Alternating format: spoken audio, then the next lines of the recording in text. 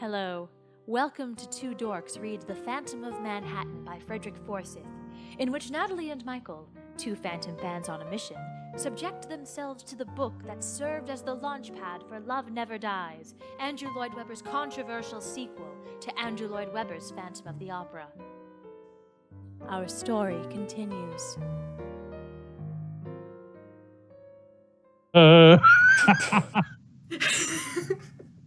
Oh boy. Oh jeez, yeah. This has been a freaking trip. Hello, and we are at the final chapter of Phantom of Manhattan by Frederick Forsyth. If you are just joining us, don't worry. You haven't missed shit. You haven't missed anything. It's basically exactly what you think it is. Like if you know Love Never Dies, you're very much on track with what's going on. The only difference is that Meg is Christine's maid, and instead Darius is Eric's friend, and he worships a demon, and he wants the money. That's it. Also, Madame Giry's dead. Yeah, and we have basically a posse of people following Christine, because that's the way it works. Yeah. We have like an Irish priest who talks to Jesus. He loves Christine, though. You know, she could do worse than getting with a guy with a direct line to Jesus. And it's pretty much confirmed that this is Jesus, because he has intel and info on both Eric and Darius that Joe would not know otherwise. Yes. So basically, he talks with Jesus Christ Superstar in his head. Yeah. Like, it's all coming together. All of the Webber musicals have come together. I'm sure if they cast their eyes to the sky, they will see rollerblading trains in space. And oh yeah, Starlight Express in the alley. Also.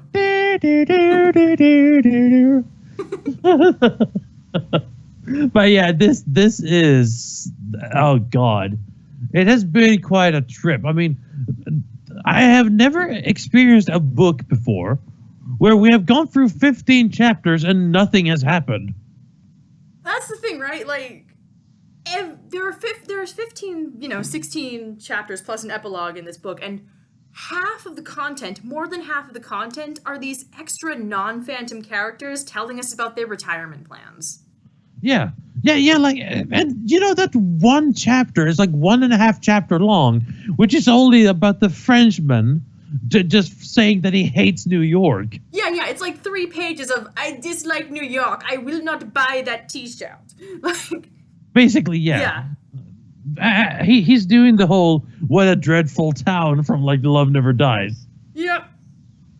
So this is gonna be a really freaking weird tale, I think, because they have a lot to sum up in one chapter. And look who's in charge of this chapter. Oh God, no, not him. He wraps up the book. Charlie, our friend Charlie, not the Phantom, not Christine, not Raoul, not Meg.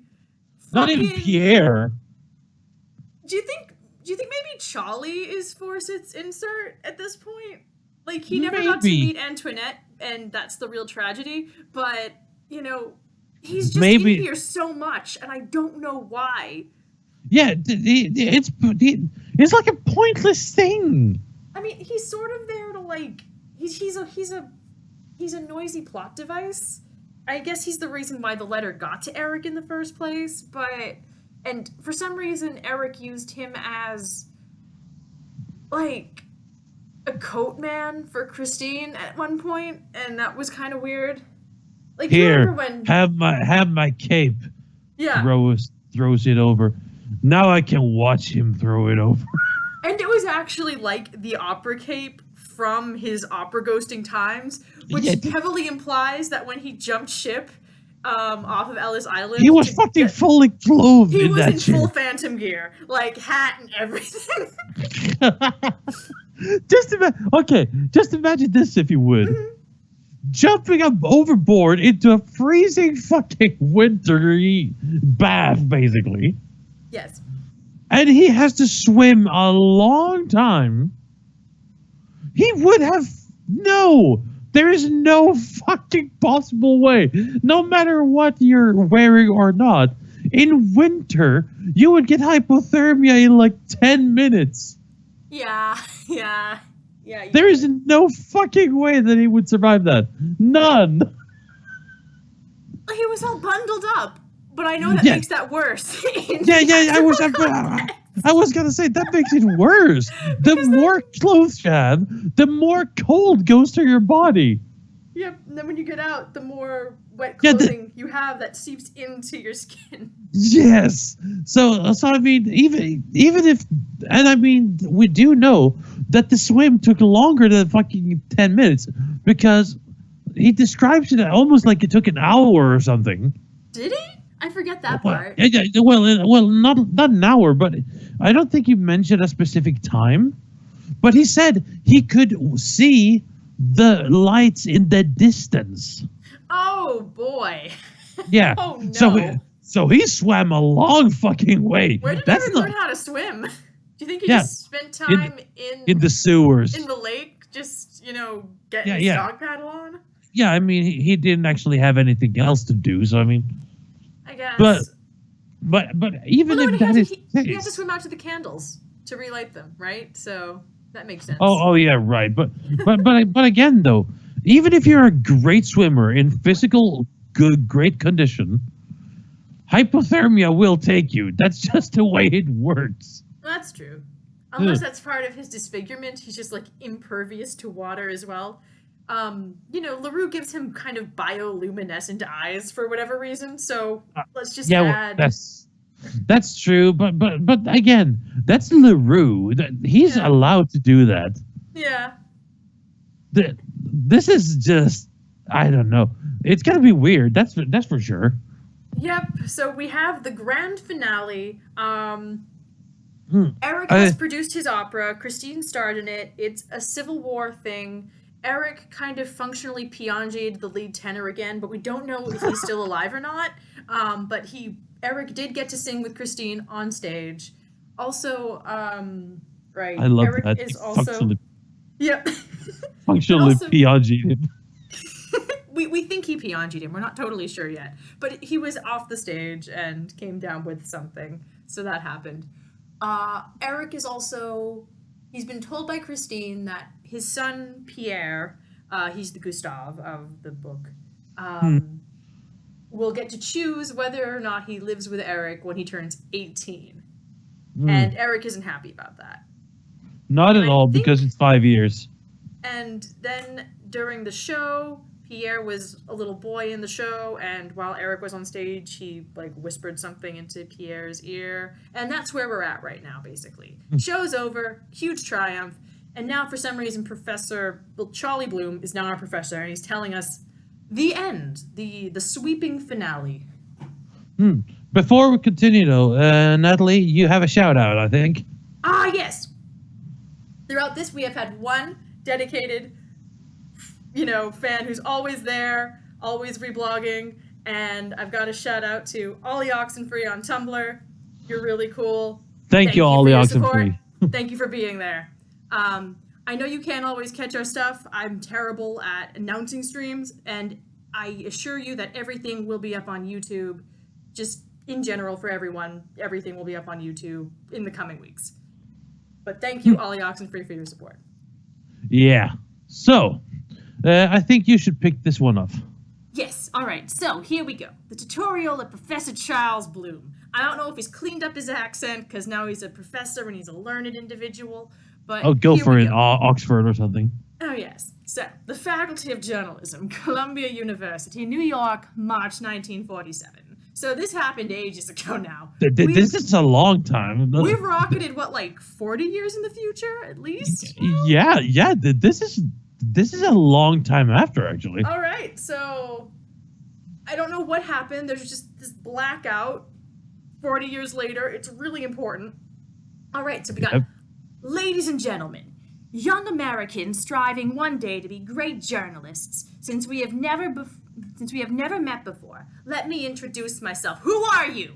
My name is Charles Bloom. I have been a working journalist, mainly in this city, for almost 50 years.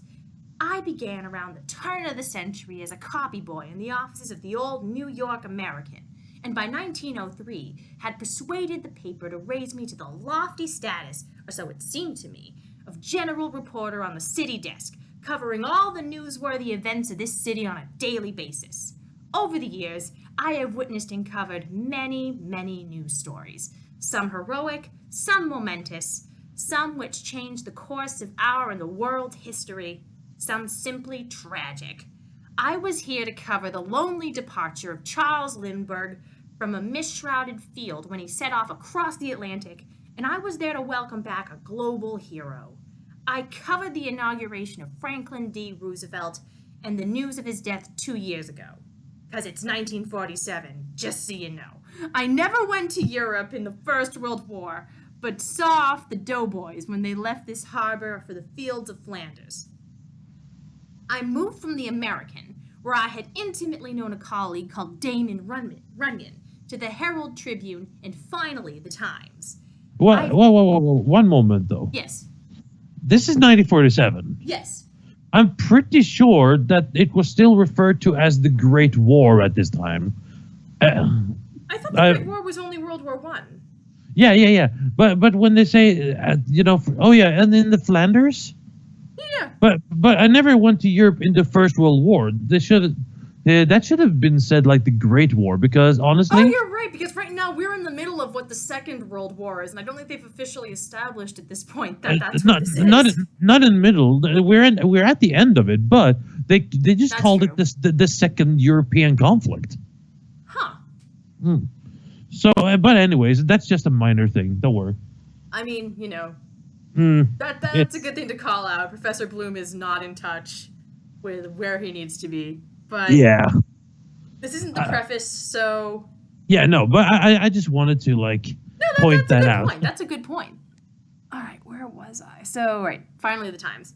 I've covered murders and suicides, mafia gang wars and mayoral elections, wars and treaties that ended them, visiting celebrities and the desert and the denizens of Skid Row.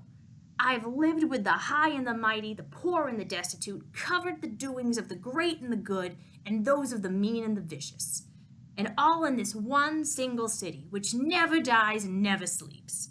During the last war, though a bit long in the tooth, I arranged to be sent to Europe. Flew with our B-17s over Germany. Was Eric responsible for World War I, Michael? Is that what we're going with this? I really hope not. I'm excited. I hope it is, but I'm probably going to be disappointed.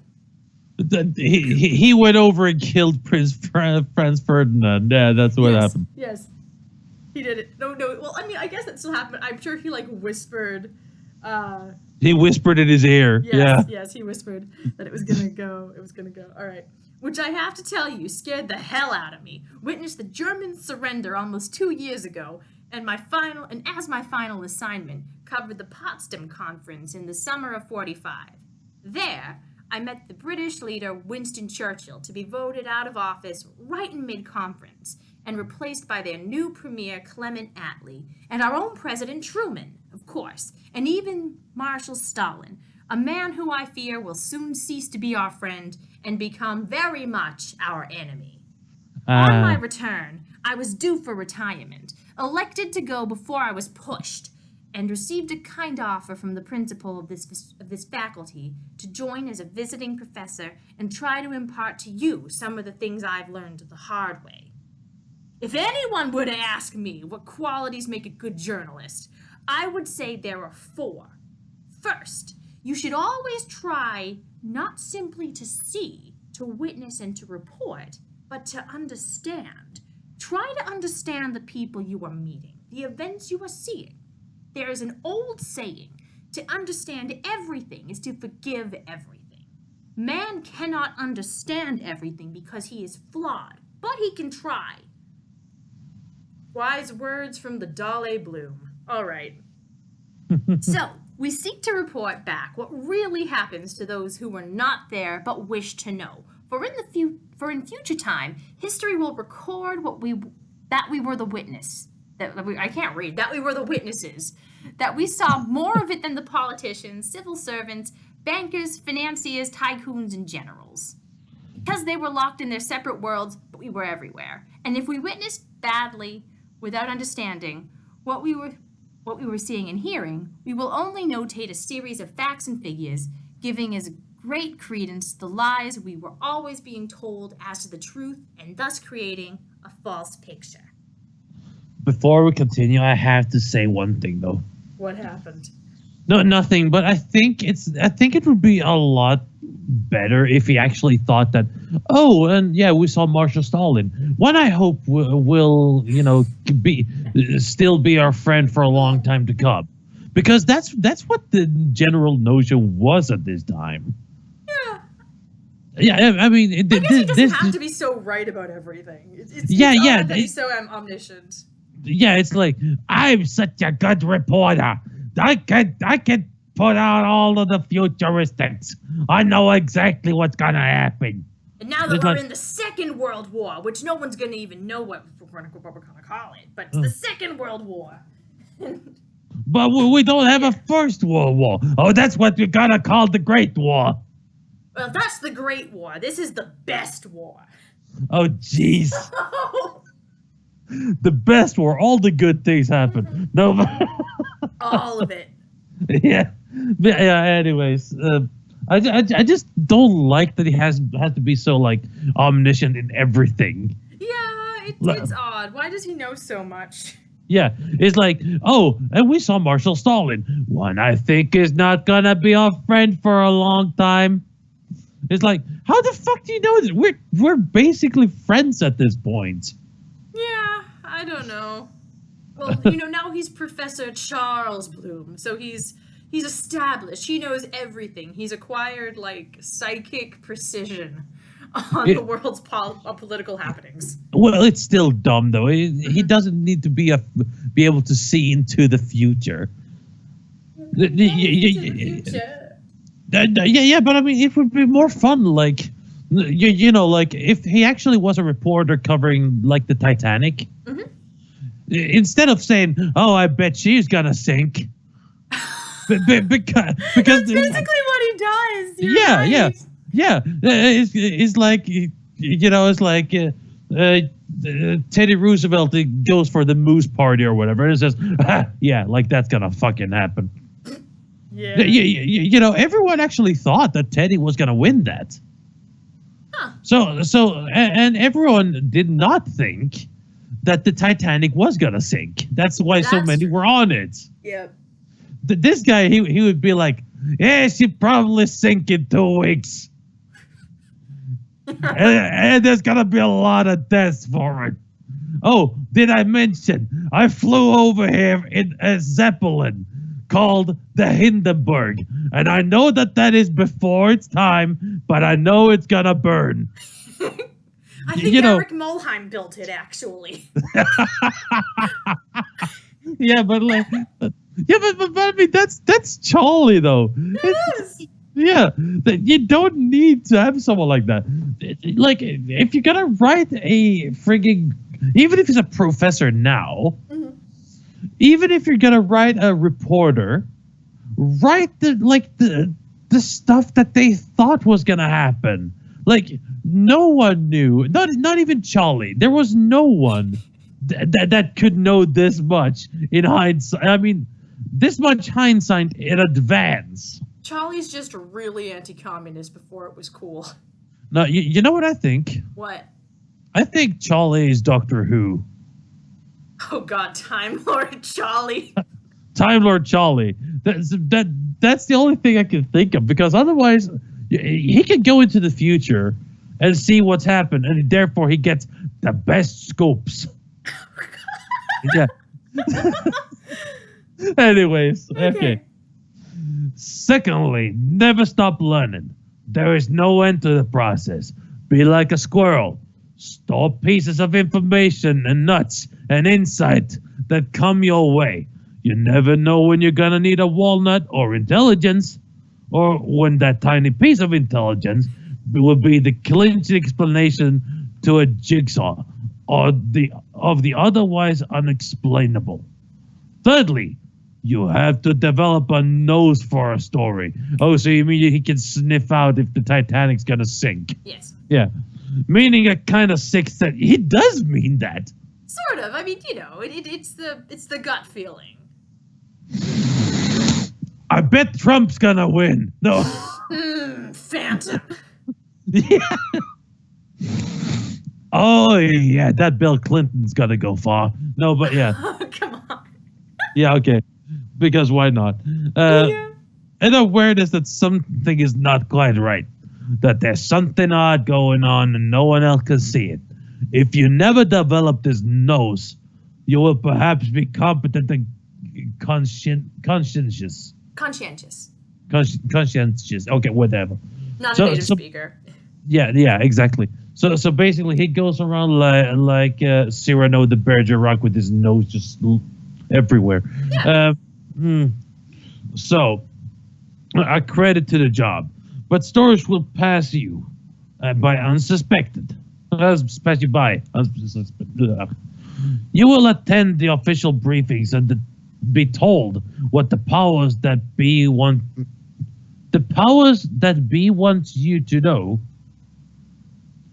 That be wants you to. That's a strange line. Be told what the powers that be want you to know.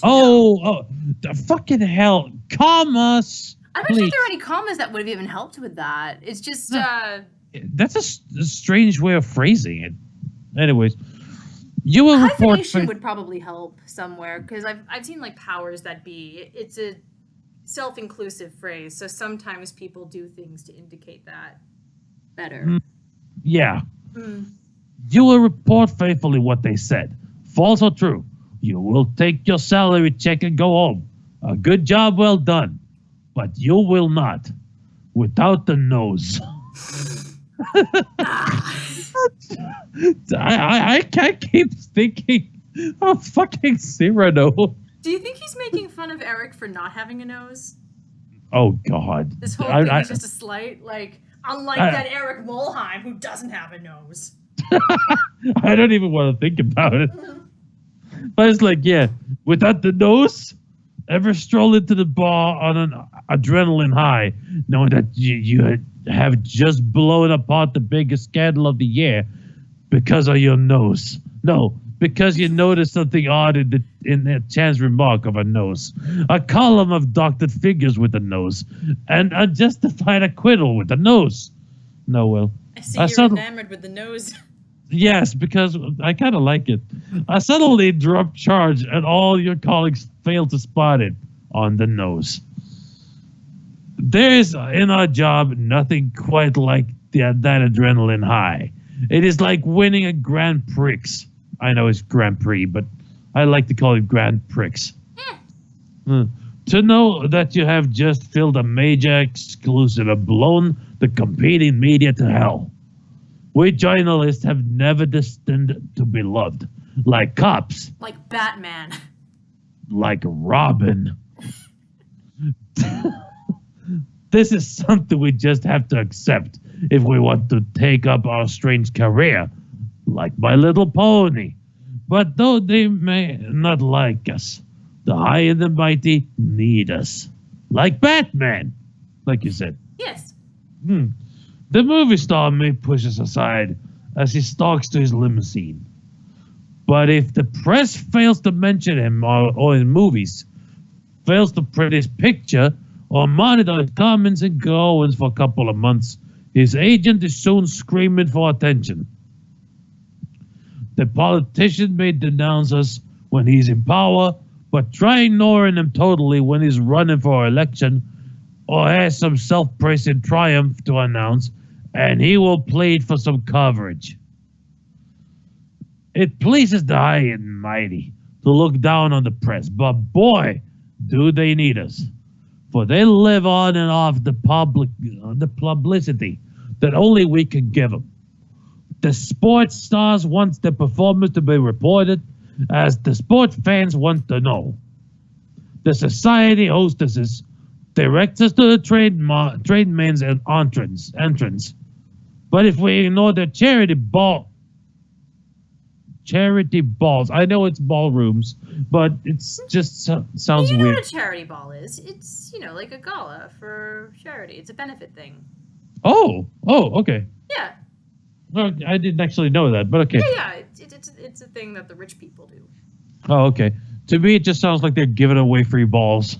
I mean, some people might sell charity balls, and they're all like pretty and spangled, and you put them on your Christmas tree. That's something else, though. Okay. And their social conquest day on this ball. That was kind of funny, though. That's a funny name for it, charity balls. Journalism is a form of power. Badly used power is a tyranny. Well and carefully used, it is a requirement without which no society can survive and prosper. Yes, it fucking can. Don't lie. But that brings us to rule 4. It is not our job even to join the establishment, to pretend that we have, by close juxtaposition, actually join the high and the mighty. Our job in a democracy is to probe, like a doctor, to uncover, to check, to expose, to unveil, to question, to interrogate. I believe that at least half of those are police jobs. Didn't you say that they were similar somewhere? He said like, oh, Yeah. Yeah, To be like loved cops. like cops. Yeah. Yeah. Our job is to disbelieve. Yeah, like a juror. Until that which we are being told can be proven to be true. Like a juror, like I said. Right, yeah. Because we have power, we are besieged by the mountebanks, the phonies, the charlatans, Phonies. the snake oil salesmen in finance, commerce, industry, showbiz, and above all, politics. President Mulheim. I'm President just waiting. Mulheim. I don't know. How does this relate to what happened? I don't care Nothing. about Charlie's journalism lecture. I want to hear about what happened to Eric and Christine in The Phantom of Manhattan. This is the boy Same. who title dropped for us, so he should care. Okay, maybe next page we'll know what happened. I believe Your not. masters must be okay. I'm seeing some opera. like at the Oh. bottom half of this page. Okay, we might get an answer to what's actually occurring. Thank God. All right. Your masters must be truth and the reader. No one else. Never fawn, never cower. Never be bullied into submission, and never forget that the reader with his dime has as much right to your effort and your respect, as much right to hear the truth as the Senate. Remain therefore skeptical in the face of power and privilege, and you will do us all credit. And now, because the hour is late, and you are no doubt tired of study, I will fill what remains of this period by telling a story. Some of you may feel like you've blacked out for 40 years and are just hearing about it now. A story about a story. And no, it is not a story in which I was a triumphant hero, but just the opposite. Did you cockblock Eric Mulheim? What did you do? It was a story that I failed to see unraveling all around me because I was young and brash, and I failed to understand what I was really witnessing. It was also a story, the only one in my life, that I never wrote up. I never filed it through the archives I never filed it, though the archives do retain the basic outlines that were released eventually to the press by the police department. But I was there. I saw it all. I ought to have known, but I failed to spot it. That was partly why I never filed it. I'm jumping to Boston. I'm jumping to my origins. I don't know where Charlie's from anymore, but it's okay. But also, partly because there are some things, I think it's some things, that happen to people which, if exposed to the world, will destroy them. Some deserve it, and I've met them.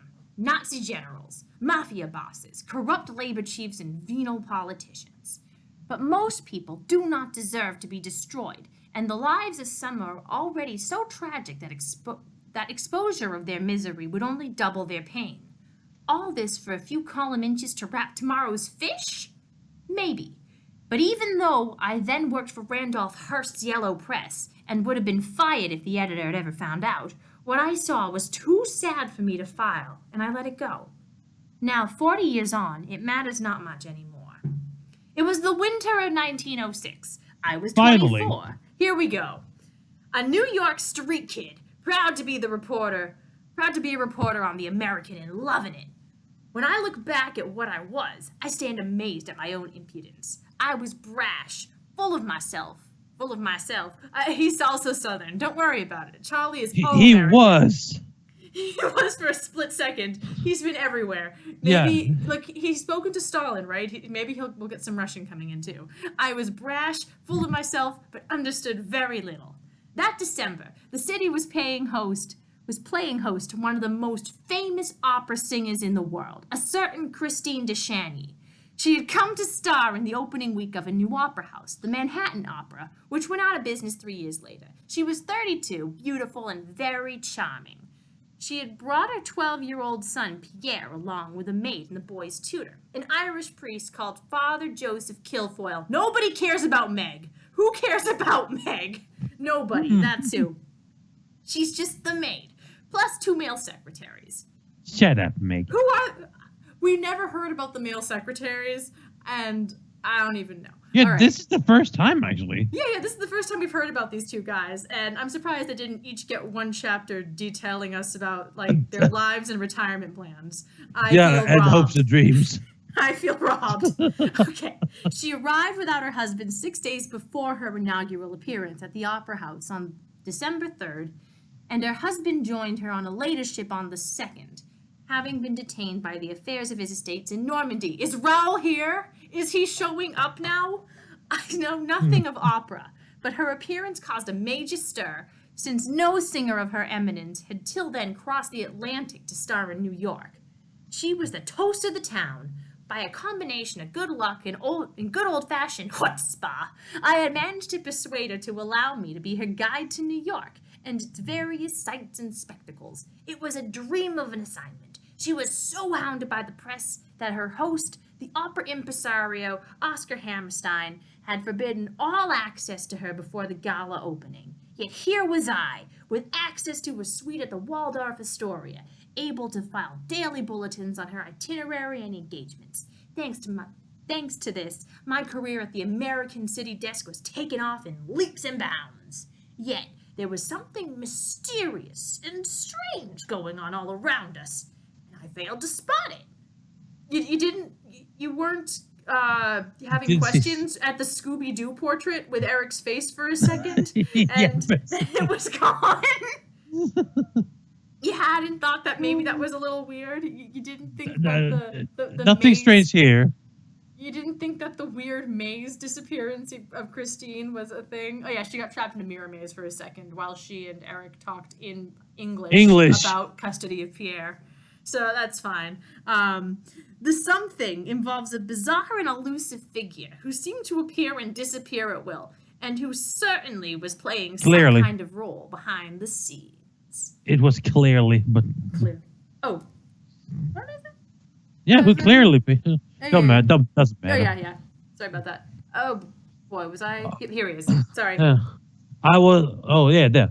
First there had been a letter brought personally by the hand of a lawyer from Paris. France! Yes. Not Texas. By complete coincidence, I had helped deliver that letter to the headquarters of one of the richest and most powerful corporations in New York. Oh, God, I'm summarizing the book. Oh, yes, apparently. Why did we need the book then? I don't know. There in the boardroom, I caught a fleeting glimpse of a man behind the corporation, the one to whom the letter was addressed. He was staring straight at me from a spy hole in the wall. See, there's the painting. Yeah. A terrifying face covered in a mask. I thought a little more about it, and no one believed me anyway. Within 4 weeks, the prima donna scheduled for the inaugural gala at the Manhattan Opera had been canceled, and the French diva invited over at an astronomical fee from Paris, France.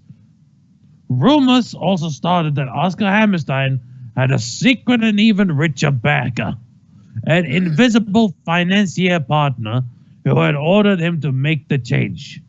I should have suspected the connection, but I did not. The opera deep state. Yes, it's a very deep opera, yeah. On that day, on D-Day, the lady arrived at the quayside on the Hudson. Reeking of filth. The Hudson, I mean. The strange phantom appeared again. This time I did not see him. I just knew he was there. And a colleague did. The description was identical. A lone figure in a mask, standing atop a warehouse, watching the prima donna from Paris arrive in New York. Again, I failed to see the connection.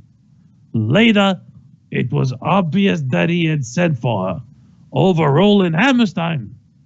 But why? Why Why though? not? Why? Why? I found out eventually, but by then it was too late. As I said, I met the lady. She seemed to like me and allowed me into her suite for an exclusive interview. There, her son unwrapped an anonymous present, a musical box in the form of a monkey. When Madame de Chagny heard the tune it played, she looked as if she had been struck by lightning. She whispered, "Masquerade. Paper faces on parade."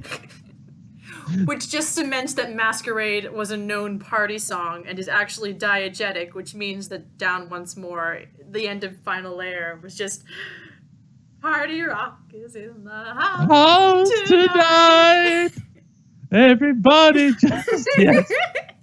Sorry, I just had to reiterate that. I'm not over Yeah, it. no, Masquerade is real. I like that actually. Well, so everyone moved to the Twitch no, I don't know. 12 years ago, he must be here. And still for me, the light refused to go on. That's because you hadn't paid the electrical bill, you dumb fuck. She was desperate to trace the source of the monkey doll. And I figured it must have come from a toy shop at Coney Island. 2 days later, we all went there, with me acting as guide to the party. Again, something very strange happened, and once again, no alarm bells rang. It was almost like a phantom was controlling me or something. The party consisted of me, the prima donna, her son Pierre, and his tutor, father. I'm sorry. It can also be read, the party consisted of me, the prima donna.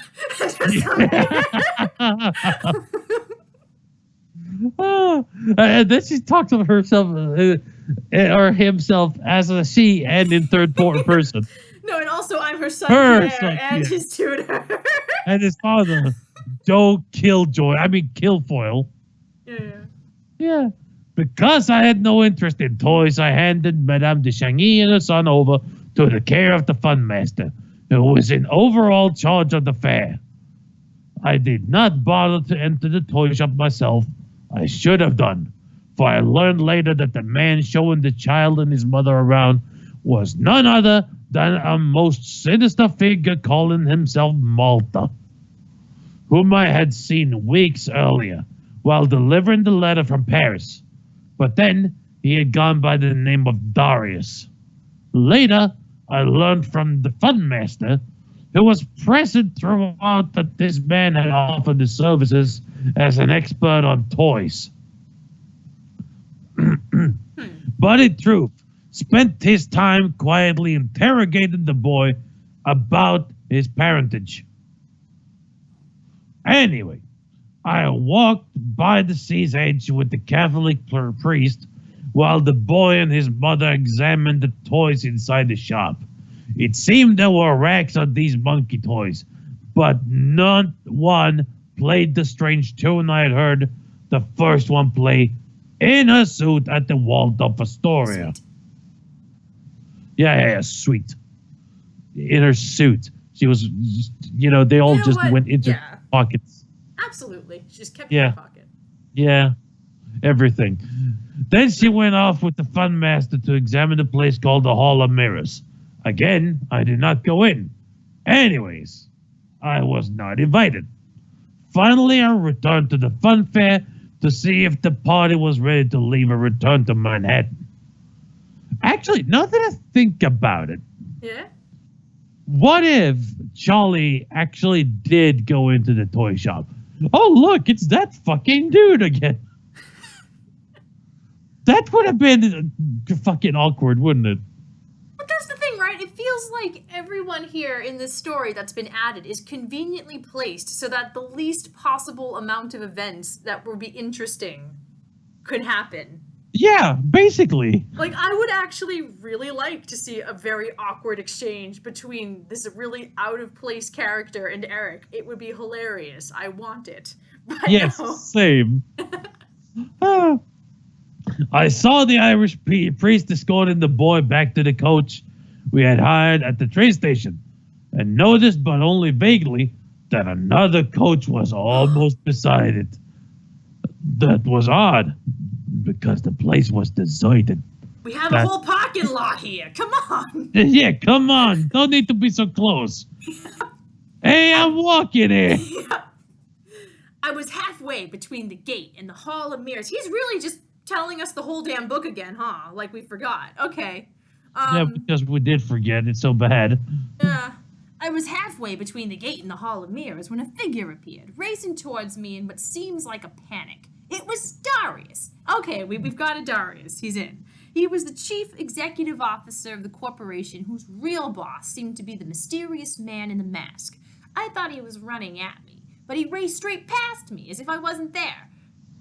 He was coming from the Hall of Mirrors. As he passed me, he shouted something, not to me, but as if to the wind, no, as if to the sea wind. I could not understand it. It was not in English, but I have a good ear for sounds, if not always their meaning.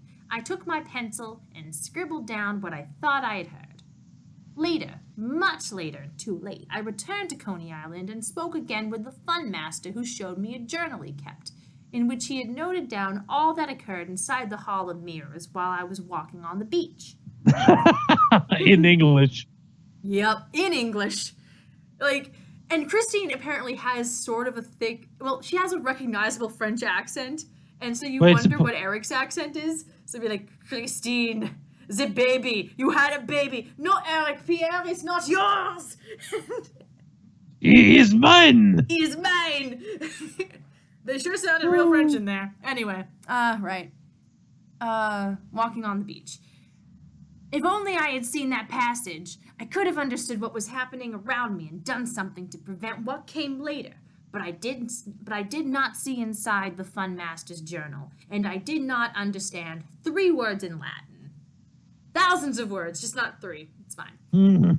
Now, it may seem strange to you young people, but in those days, dress was pretty formal. Young men were expected to walk in dark suits at all times, often with waistcoat plus stiff starched white collars and cuffs. The trouble was, that posed a laundry bill that young men on meager salaries couldn't afford. So many of us wore detachable white celluloid collars and cuffs, which could be taken off at night and wiped clean with a damp cloth.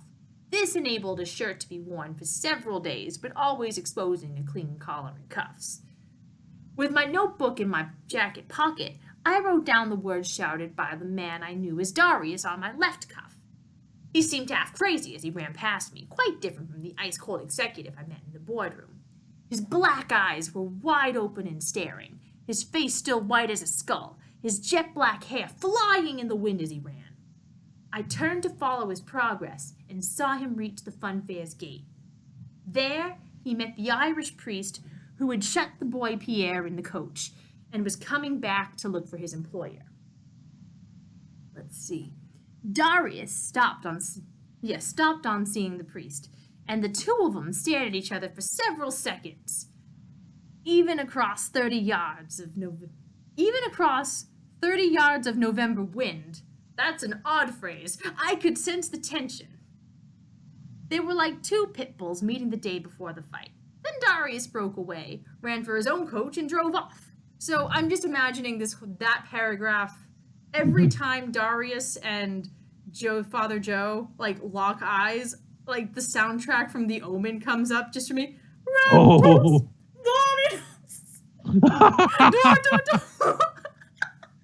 Oh God! And from the Omen as well. Yeah, Oh. I'm just feeling I'm getting that kind of vibe. Anyway, Father Kilfoyle came up the path, looking grim and thoughtful. Madame de Chagny emerged from the Hall of Mirrors, pale and shaken. I was in the midst of one hell of a drama and could not understand what I was witnessing. We drove back to the L train station, and then by rail car to Manhattan in silence, except the boy who chatted happily to me about the toy shop. He really likes dismembering monkeys, I guess. Because that's all they did at the toy shop. They just dismembered a bunch of monkey dolls. Okay. Yep. My last clue came 3 days later. The inaugural gala was a triumph. A new opera house whose name escapes me, but then I never did turn into an opera buff. Apparently, a new opera whose name escapes me, obviously, right. Apparently, Madame de Chagny sang like an angel from heaven and left half the audience in tears. Later, there was a hell of a party right on the stage. President Teddy Roosevelt was there with all the mega rich of New York society. There were boxers, Irving Berlin, Buffalo Bill. Yes, young lady, I really met him, and all paying court to the young opera star. The opera had been set in the American Civil War, and the principal set was the front of a magnificent Virginian plantation house with a front door raised up and steps leading down each side to the stage level. Halfway through the celebration party, a man appeared in the doorway. I recognized him at once, or thought I did. He was dressed in the uniform of his part, that of a wounded captain of the Union forces, but one who had been so badly wounded in the head that most of his face was covered by a mask. It was he who had sung a passionate duet with Madame de Chagny in the final act, when he gave her back their betrothal ring. Strangely, considering the opera was over, he still wore his mask. Then I finally realized why. This was the Phantom! Oh my God, you've got it! The elusive figure who seemed to own so much of New York, who had helped create the Manhattan Opera House with his money, and had brought the French aristocrat over to the Atlantic to sing. But why? This I did not learn until later, and too late. We know! Why is it so important that Charlie knows this? Why does it take him like 10 pages of humming and hawing to get there? I don't get it. I don't get it either, but it's kind of funny. Oh shit! So, let's see. I was talking with Vicomte de Chagny. Oh, he's here! He's here! He's here! Finally! How far are we into the book? 91% of the book in, and now Raoul's sighting.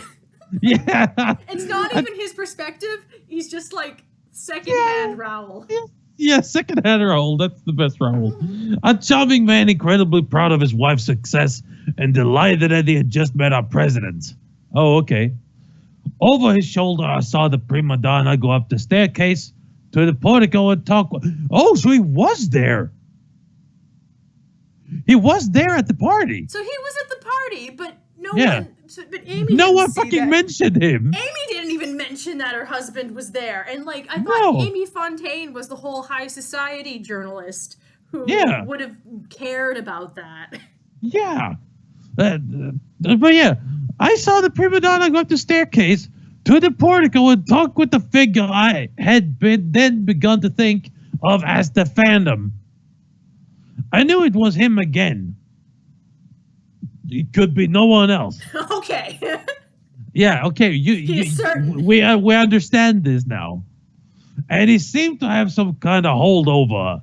I had not yet worked out that they had known each other 12 years earlier in Paris and much more besides. Before they parted, he palmed her a small note on unfolded paper, which she slipped inside her bodice. Otherwise, it would have been really awkward. Then he was gone again. Bodice. Don't worry. Yeah. Raoul was fine with it. Yeah, he took the paper, opened a cleavage, and put it right inside. All right. Then it was gone again. As always, there's 1 second, and as always, there 1 second and disappeared the next. There was a social diary columnist from a rival paper the New York World. Here she A is. Pulitzer rag. As she wrote the next day that she had seen the incident but thought no one else had. She was wrong. I did. But more, I kept an eye on the lady for the rest of the evening, and sure enough, after a while, she turned away from the gathering, opened the note, and read it. When she had done, she glanced around, screwed the paper into a ball, and threw it into one of the trash cans, placed to receive old bottles and dirty napkins. A few moments later, I retrieved it. It still had her scent. No, He has that nose. yeah, he has the nose exactly. And just in case you young people might be interested, I have it here today. You Of course. kept it with you? Okay. Yeah, of course you do. That night, I simply stuffed it into my pocket. It lay for a week on the dressing table in my small apartment, and later, I kept it as the only memento I will ever have of the events that took place before my He eyes. kept it for 40 years. Yeah. Let me see the boy just once. Let me say one last farewell. Please, the day you sail away, Dawn, Battery Park, Eric. Then, and only then, did I put some of it together. The secret admirer before her marriage, 12 years earlier in Paris. The unrequited love who had emigrated to America and become rich and powerful enough to arrange for her to come and star in his own opera house. Touching stuff, but more for you romantic lady novelist than a hard-bitten reporter on the streets of New York. Oh yeah, Charlie's so street. Yeah, for such I thought myself to be. But why was he masked? Why not come and meet her like everyone else? To these questions, I still had no answers. Maybe he was ugly, I don't know. I don't know. Don't worry about it. Nor did I seek any. That was my mistake. Anyway, the lady sang for 6 nights. Each time, she brought the house down. December 8th was her last performance. One day after my birthday, look at that. Hey. Another prima donna, Nellie Melba, the world's only rival to the French aristocrat, was due to sail in on the 12th. Madame de Chagny, her husband, son, and accompanying party would board the RMS City of Paris, bound for Southampton, England, to take over at Covent Garden. Their departure was scheduled for the 10th of December, and for all the friendship she had shown me, I determined to be there on the Hudson to see her off. But this time, I was virtually accepted by her entourage as one of the family. But we In the didn't. But Yeah, Forrest didn't even want to talk about that. He really didn't want to spend any time with the Phantom crew. I'm sorry I'm interrupting you. I'm just so upset about this. Apparently, there was actual character development and discussions and exchanges to be had, and they just weren't written in this book. yeah, I don't like that either. There's a lot of shit that goes down, and we don't get to experience it. Yeah. It's dumb. Anyways, I was virtually accepted by all her entourage as one of the family. In the private send-off in her stateroom, I would get my last exclusive for the New York American. Then I would go back to covering the doings of murderers, the bulls and the bosses of Tammany Hall. The night of the 9th, I slept badly. I do not know why, but you will all understand there are such nights. And after a certain time, you know there is no point in trying to go and get to sleep again. Better get up and have it done with. This I did at 5 a.m. I washed and shaved and dressed in my best dark suit. I fixed my stiff no, wait, not We'll get there. collar. Color. With a collar. back, it's a collar. It's not a stiff something else. With back stud. Oh, there's the stud. And front stud, and knotted my tie. Without thinking, I picked 2 stiff white plastic cuffs, from the half dozen on the dressing table and slipped them on. As I was awake so early, I thought I might as well go across to the Waldorf Astoria and join the Shanghai party for breakfast. To save a cab fare, I walked, arriving at 10 before 7. It was still dark, but in the breakfast room, Father Killjoy was sitting alone with the coffee. He greeted me cheerily and beckoned me over. "Oh, Mr. Bloom," he said. Huh? It's my turn. Oh, yes, sorry. Yeah. Sorry, I forgot. No worries. Ah, Mr. Bloom, he said. So we must be leaving your fine city. Come to see us off, have you? Well, good for you. But some hot porridge and toast will set you up for the day. Wait a minute. Soon, the Vicomte himself joined us, and he and the priest exchanged a few words in French. I could not follow them, but asked the Vicomtesse and Pierre would be joining us. Father Kilfoyle indicated the Vicomte and told me Madame had gone to Pierre's room to get him ready, which was apparently what he had just learned, but in French. I thought I knew better, but said nothing. It was a private matter and nothing to do with me, if the lady wished to slip away to say farewell to her strange sponsor.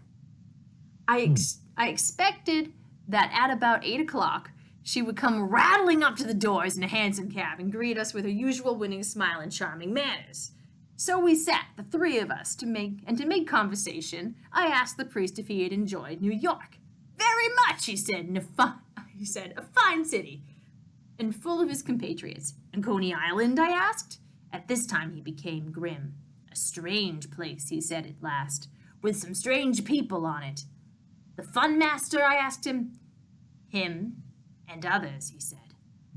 Still the innocent abroad, I blundered on. Oh, you mean Darius, I said.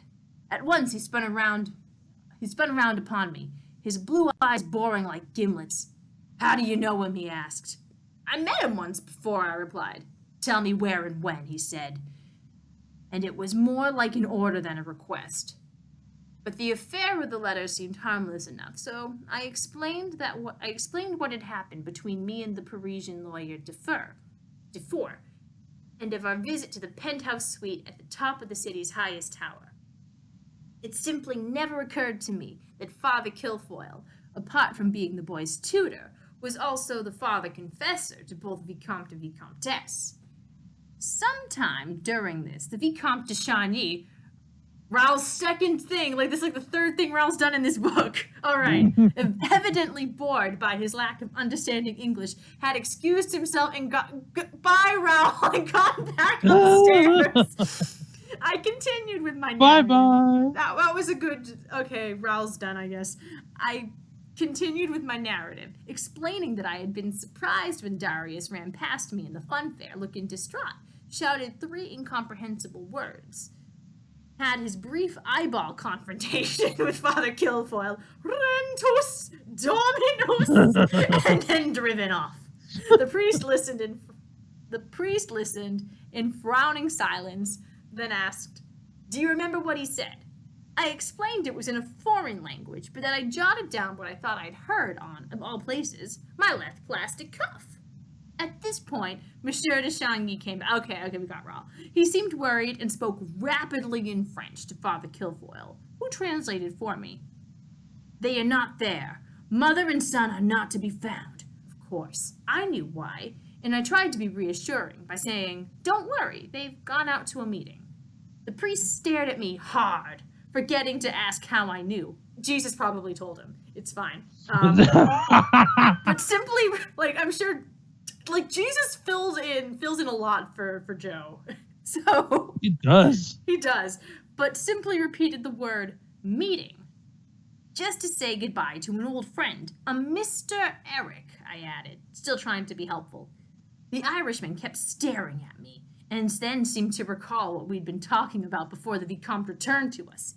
He reached across, grabbed my left forearm, pulled it towards me, and turned it over.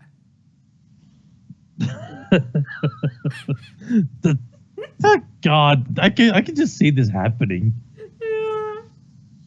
And there they were, the 3 words in pencil for 10 days that Cuff had lain among others, on my dressing table, and that morning I had by chance grabbed it again and slipped it over my wrist. Father Kilfoyle gave the cuff one glance and let out a single word that I never knew Catholic priests were aware of. Fuck! What? Motherfucker! Yeah. Fuck. Motherfucker. Letter you used, but he did. Fuck. Yes, probably. Then he was up, dragging me out of the chair by the throat, shouting into my face, "Where in God's name did you go? Oh, where in God's name did you go?" "Battery Park," I croaked. He was off, racing to the lobby, with me and the hapless Vicomte running along behind him. Through the main doors he went and found a brougham under the marquee with a top-hatted gentleman about to climb in. It's The poor man, probably Eric. yeah, the poor man was seized by the jacket and hurled aside. No, it is. As the man in the cassock leapt inside, shouting to the coachman, "Battery Park, drive like the devil himself!" It was just in time to jump in after and haul the poor Frenchman after me as the carriage hit the road. I'm expecting Raul is almost airborne for this. I don't know. I was like, "What are you doing, Mom? What are you doing?" All through the drive, Father Kilfoyle was hunched in his seat in the corner, hands clasping the cross on the chain around his neck. He was furiously murmuring, "Holy Mary, Mother of God, grant that we may be in time." At one point, he paused and I leaned across, pointing to the pencil marks on my cuff. "What did he mean?" I asked. He seemed to take some time to focus on my face. "Delendaes Filius," he replied, repeating the words I had written down. "They mean the sun must be destroyed." I leaned back, feeling sick. It was not the prima donna who was in danger from the crazed man who had run past me at Coney Island, but a son. Darius is Meg. Yeah, exactly. Yep. But still, there was a mystery. Why would Darius, obsessed though he might be at the thought of inheriting his master's fortune, want to kill the harmless son of a French couple? The carriage raced on, down an almost empty Broadway, and over to the east, beyond Brooklyn. The dawn began to pink the sky. We arrived at the main gate on State Street, and the priest was out and running into the park. Now, Battery Park was not as it is now. Today, vagrants and derelicts adorned the grass lawns. Then it was a quiet and placid place with a network of paths and walkways spreading out from Castle Clinton. And among them, recesses and arbors with stone benches, in any one of which we might find the people we were looking for. Outside the gate of the park, I noticed 3 separate carriages.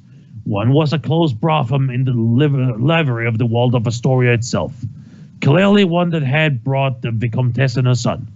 The coachman sat on his box, huddled against the cold. The second was another of equal size, but unmarked, nevertheless of a stylish state of repair that would be owned by a wealthy man or corporation. Went to Scotland for a minute there. Yeah, so sorry, I didn't mean to. It's fine. Parked some distance farther on the small carriage, the self-drive calash that I had seen 10 days earlier outside the fun fair, clearly Darius had arrived too, and there was no time to waste. We all ran full tilt through the park's gateway. Inside the park we split up, running in different directions, the better to cover more ground. It was still dusky among the trees and hedges, and hard to make out human forms as opposed to the many bushes. But after several minutes running hither and thither, whatever, I heard voices on one manly, deep and musical. The other, that of the beautiful opera singer. I wondered whether to turn away to find the other or to approach. In fact, I crept quietly nearer until I was behind a block of private edge, fringing a clearing among the trees. I should have run towards it once, made my presence known and shouted a warning, but the boy was not there. For one optimistic moment, I thought The Vicomtesse might still have left him at the hotel after all, so I paused to listen. The two stood at each side of the clearing, but their low voices carried easily to... Somewhere. Yeah, to where I crouched behind the heads. The man was masked as ever, but I knew he sure was masked as hell. I knew when I saw him that it was he who had been the Union officer who had sung that amazing duet with the prima donna at the opera house and brought the audience to tears. The voice was the same, but this was the first time I had ever heard it. "Where's Pierre?" he asked. "He's in the coach still," she replied. "I asked him to give us a few moments. He will come shortly." My heart leapt. If the boy was in... Oh, I think we actually have a scene coming. Do you want to take Phantom as the time comes? Oh, yeah, I can do that. Yeah. Yeah. I think I'll need your assistance here. All right, so my heart leapt. If the boy was in the coach, there was a good chance that Darius, hunting somewhere in the park, would not find him. "What do you want of me?" she asked the Phantom. All my life I have been rejected and rebuffed, treated with cruelty and mockery. Why? You know too well. Just once, all those years ago, I thought for one fleeting hour that I might have found love, something bigger and warmer than the endless bitterness of existence. You want to do this in English? Yeah. Charlie's here. He understands this. So this is all in English for everyone. Yeah. Okay. And Christine is all too willing to continue this. "Stop, Eric. It could not be. It cannot be. Once I thought you were a real ghost, my invisible angel of music. Later I learned the truth, that you were a man in every sense. Then I came to fear you, your power, your sometimes savage anger, your genius. But even with the fear was a compulsive fascination, like a rabbit before the cobra." That lies the evening. It's still me. Yeah. Oh, yeah, sorry. No worries. I was checking too. "That last evening, in the darkness by the lake, far beneath the opera, I was so afraid I thought I would die of fear. I was half swooning when what happened." Okay, here we go. I've heard some things about what this passage means. I wonder if it's going to be confirmed. Right. "I was half swooning when that happened. When what happened. When you spared me and Raoul and vanished again into the shadows, I believed I would never see you again. Then I understood better all you had been through and felt only compassion and tenderness for my fearsome outcast. But love, true love, anything to match that passion you felt for me, this I could not feel. Better you should have hated me." Never hate, Christine. Only love. I loved you then and ever since and always will, but now I accept. The wound is cauterized at last. There is another love. My son.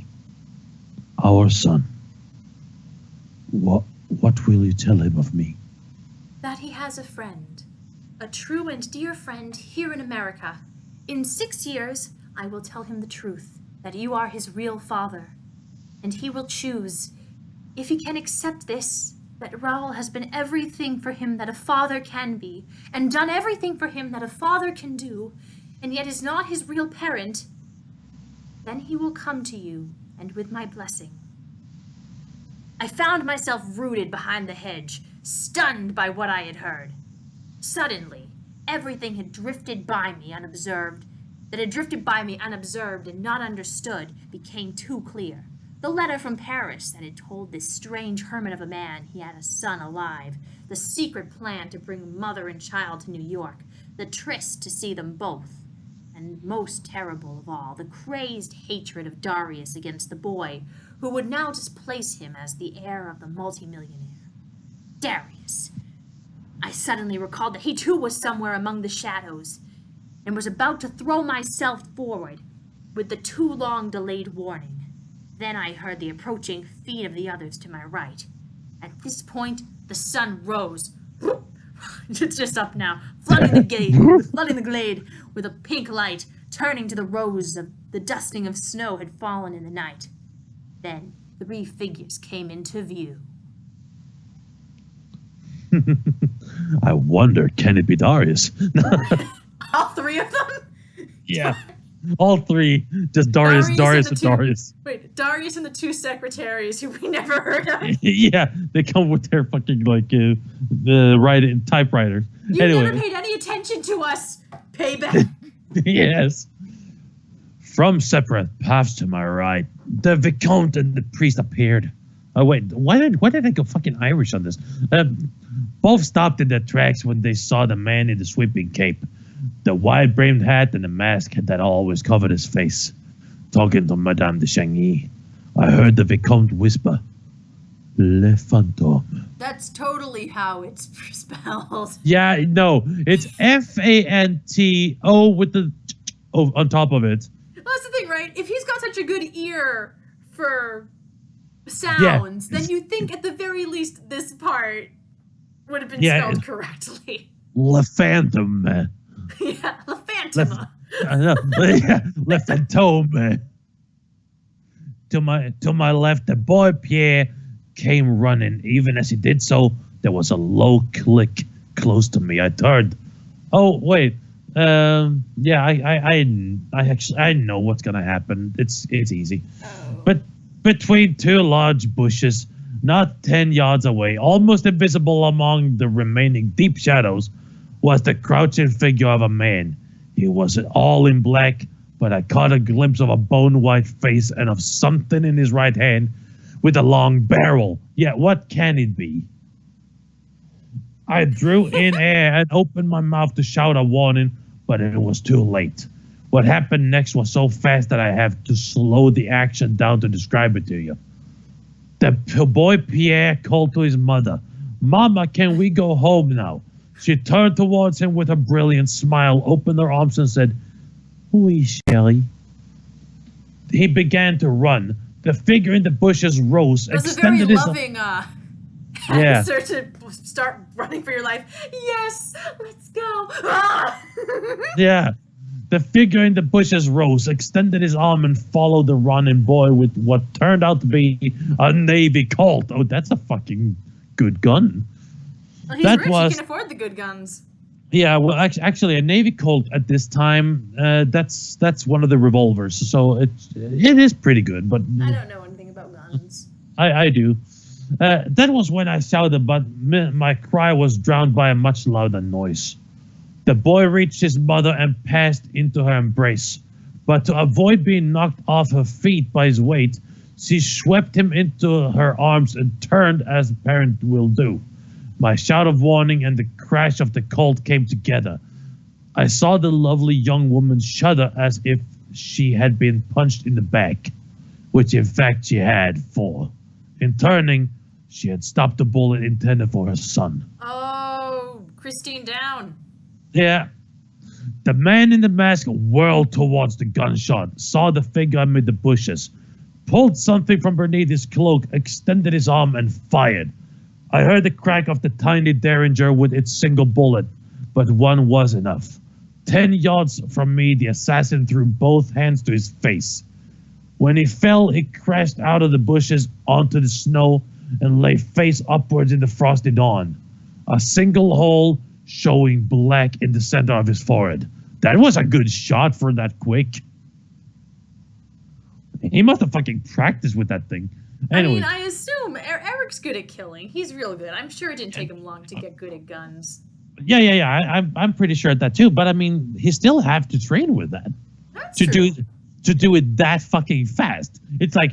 Do you think he went to like the shooting range while Darius was getting high? Maybe. Anyway, let's see. Yeah. I was rooted to my spot behind the hedge. I could not move. I thank Providence there was nothing I could do anyway. What I could have done earlier, I was too late to do now. For I had seen and heard so much and understood so little. At the second gunshot, the boy, still uncomprehending, released his mother, who sank to her knees. There was a red stain already spreading on her back. The soft leaden slug had not penetrated her to hit the sun in her arms. Bullshit! That has enough force to go through her and the boy and also continue like a further 100 yards. Really? But yeah, a Navy Colt, that's a 45. Okay. I mean, the slug in that, at worst, it's a 38. And we're talking at close quarters because he's behind the bushes, right? Mm-hmm. Yeah, he's shooting. And if a Derringer, which is like smaller than a 22 cartridge, can shoot someone in the face and kill someone from the same distance, a Navy Colt with a longer barrel and a higher caliber will go through her, the boy, and continue. So, anyways, yeah, sorry, I just know these kind of things. Anyways, let's see here. The sun's like penetrated to hit the sun in her arms, but had remained inside her. That is bullshit. Anyways, David Comte gave a cry of Christine, and ran forward to take her in his arms. She leaned back in his embrace, looked up at him, and smiled. Father Kilfoyle was on his knees in the snow beside her. He ripped off the broad sash around his waist, kissed both ends of it, and draped it around his neck. He was praying rapidly and urgently, tears streaming down his rugged Irish face. Should he been working to stop the bleeding with that broad sash? Yeah. I don't know. Maybe. Actually, it wouldn't have mattered because they probably because of the way the blood spray probably hit an artery. The man in the mask dropped his small pistol in the snow and stood like a statue, head bowed, his shoulders heaved silently as he wept. The boy Pierre alone seemed at first unable to take in what had happened. 1 second his mother was embracing him, the next she was dying in front of his eyes. The first time he called Mama, it was like a question. The second and third time, like a piteous cry. Then, as if seeking an explanation, he turned to the Vicomte. Papa? He asked. Christine de Changy opened her eyes and her gaze found Pierre. She spoke for the last time, quite clearly before that divine voice was silenced forever. Why are these going to be her last words? These are terrible. She said, you want to do this? Sure. Pierre. I don't know. These rub me really wrong as like final words. Pierre. Yeah. This is not really Papa. He has brought you up as his own, but your true father is there. She nodded towards the bound figure in the mask. Yeah. Here we go. Oh, shoot. Give me a sec. Yeah. I've deactivated the window. I'm sorry, my darling. Then she died. I will not make a big production out of it. She just died. Her eyes closed, the last breath rattled out of her, and her head tilted sideways onto the chest of her husband. There was a complete silence for several seconds, which seemed like an age. The boy looked from one man to the other. Then he asked of the Vicomte once more, Papa?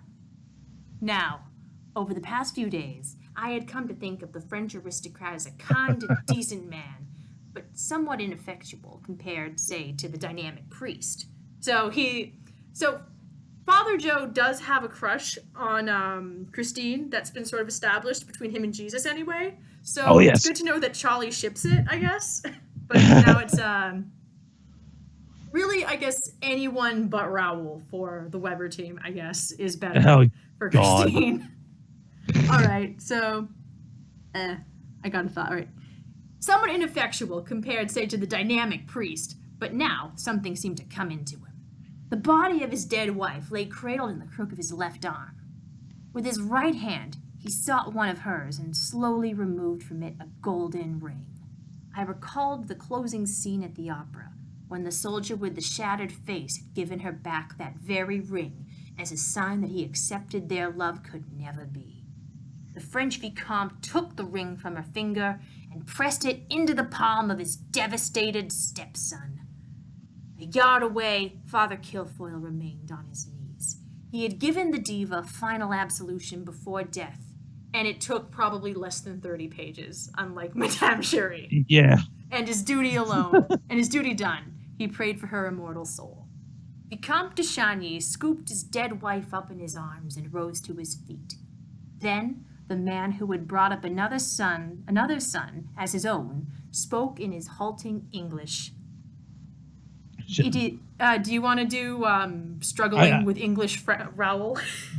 I can try. I don't know why he's doing this in English at all, but... Me neither. Is it just so Father Joe can understand it? But I thought he understood French, so I don't Yeah, even get it. they spoke French. I don't know.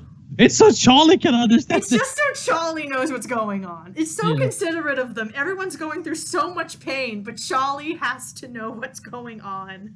Yeah, it's so dumb though. It's like, it's true, Pierre. Mama was right. I have done everything for you that I could, but I was never your natural father. The ring belongs to him, who is your father, in God's eyes. Give it back to him. He loved her too, and in a way I never could.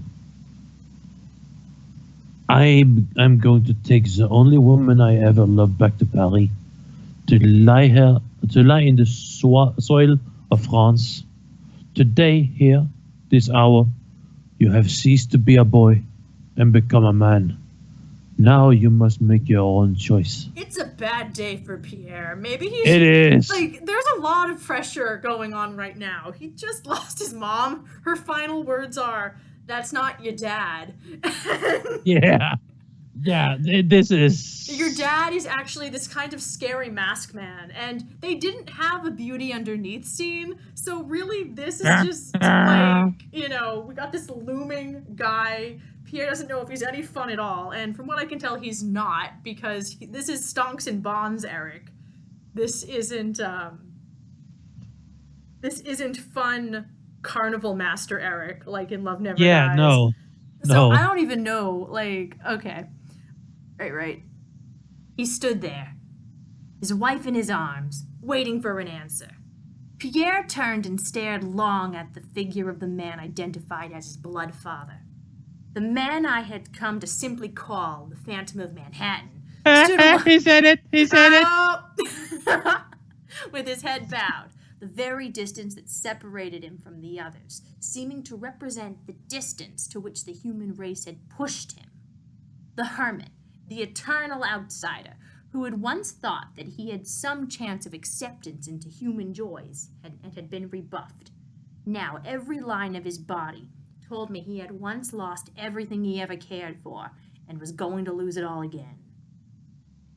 There was silence for several seconds as the boy stared across the clearing. He's very composed during all of this, apparently. Yeah. 12 years old and takes this like a fucking champ. He was like, all right, I guess I gotta make a choice. In front of me was what the French call a tableau vivant. 6 figures, 2 of them dead and 4 in pain. The French Vicomte was on one knee, cradling the torso of his dead wife. He had laid his cheek on the top of her head, which lolled against his chest, stroking the dark hair as if to comfort her. The Phantom stood motionless, head still bowed, utterly defeated. Darius lay a few feet from me, open-eyed, staring up at the winter sky he could no longer see. The boy stood next to his stepfather. Everything he had ever believed in and held to be the immutable order, now torn to pieces in violence and bewilderment. Looks like we're about to wrap this up. This is fucking gruesome. Yeah, this is honestly. grim. It is. The priest was still on his knees, face turned upwards, eyes closed. But I noticed the big, hard hands clutching his metal cross, and the lips moving. And moving in silent prayer. Later, still consumed by my own inability to explain what happened next, I visited him at his home in the slums of the Lower East Side. What he told me, I still do not really understand, but I relate it to you. He said that in that noiseless clearing, he could hear silent screams. He could hear the keening grief of the quiet Frenchman a few feet away. He could hear the bewildered pain of the boy whom he had tutored for 6 years. But over all this, he said, he could hear something else. There was in that clearing a lost soul, crying in agony like Coleridge's Wandering Albatross. Oh, Coleridge. It's a Rhyme of the Ancient Mariner reference. Oh, okay. Yeah. It's just a dead bird from poetry. That's way to put it bluntly, but okay. Just, brief allusion reference is all. Planing alone through the sky of pain, above an ocean of despair. He was praying that this lost soul might find safe haven in the love of God again. He was praying for a miracle which could not possibly happen. Look, I was a brash Jewish kid from the Bronx. What did I know of lost souls, redemption, and miracles? I can only tell you what I saw. Pierre slowly walked across the clearing toward him. He lifted a hand and removed the wide-brimmed hat. I thought the man in the mask uttered a low whimper, for the skull was bald, save for a few tufts of sparse hair. That's a LaRue reference. He's got a... Stage Eric has splotchy hair. Yes, but like the exact quote from LaRue is that Eric has the skull, the death's head, and a few locks of dark hair. I thought locks would imply that it was a bit thicker, though. Oh, okay, it might be. I'm just guessing. I think. Yeah. I know the maybe, general. okay. Yeah. And the skin was blotched with livid scars and ribbed like molten wax. Without a word, the boy eased the mask away from the face. Now, I have seen the bodies on the slabs at the Bellevue. Some of them many days in the Hudson River. I have seen men killed on the fields of Europe. But I have never seen a face like the one exposed behind the mask. Only a part of my lower jaw on one side. Only a part of the lower jaw on one side, and It's the eyes contagious. for which tears flowed down the ravaged cheeks, seemed human in a visage otherwise so disfigured as to remain hardly human. I could at last understand why he wore his mask and hid himself from mankind and all our society. Welcome Yet to here- where everyone else is, Charlie. Yeah, yet here he stood, exposed and humiliated in front of us all, and at the hand of a boy who was his own son. Pierre stared up at the terrible face without visible shock or revulsion for a long time. Then he dropped the mask from his right hand. He took the left hand of his father and placed the golden ring upon the third finger. Then he reached up with both. Wait, does that imply he put it on like the long finger? No, I think it's isn't that the ring finger? No, that's the second or fourth. No. I assume we're not doing piano fingers and we're just talking. No, I'm talking like okay one- because We all have 4 fingers and a thumb, right? So Oh, index, okay, middle, ring, pinky. okay. Well, I That's my always understanding. Okay, well, okay. I thought that the thumb was counted as a finger. That's I don't know. anyways. On the piano it is. Okay, yeah, because it is a finger. What the fuck? Anyways, But people say 4 fingers and a thumb. They differentiate it sometimes. So I'm assuming that's what's going on. Oh, and okay. It's like son marriage, okay. but not in so many words. To me that is just weird. Anyways, It's commitment. yeah. Then he reached up with both hands, embraced the weeping man, and said quite clearly, "I want to stay here with you, father." That's about it, young people. Within hours, the story of the assassination of the diva broke over New York. It was put down to a crazed fanatic, himself shot down at the scene of his infamy. It was a version that suited the mayor and the city authorities. As for me, well, it was the one story in my whole career I never wrote up, even though I would have been fired if that were known. Too late to write it now. Oof.